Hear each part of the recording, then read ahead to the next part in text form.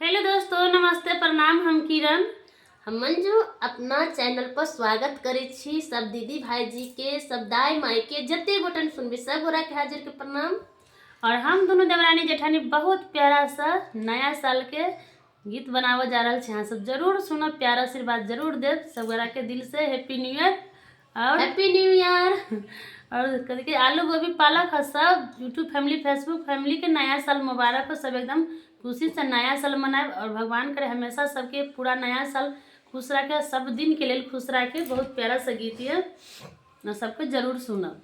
बहुत प्यारा सा गीत है, आप सब जरूर सुनब, जरूर कमेंट करत। हम सबके केहन गीत लागल, नहीं निक लागत तो कमेंट करब, निक लागत तो कमेंट करब, शेयर करे के नहीं भूलब। खास करके नया साल छे तो एक बहुत प्यार से हम सब गीत बनेली।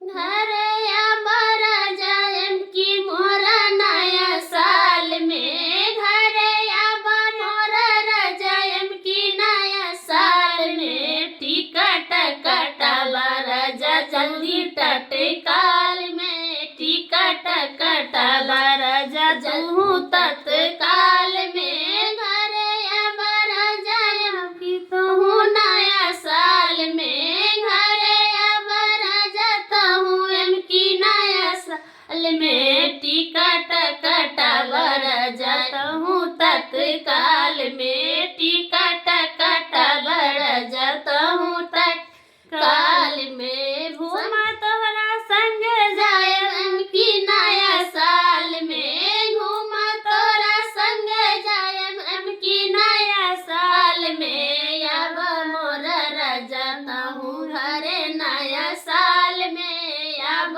मोरा राजा घरे तहु नया साल में। टिकट कटाब राजा जल्दी तत्काल में, टिकट कटाब राजा जल्दी तत्काल में। तोहरा संगे घूमा जायब की नया साल में, तोहरा संगे घूमा जायब की नया साल में। टिकट कटाब राजा की तत्काल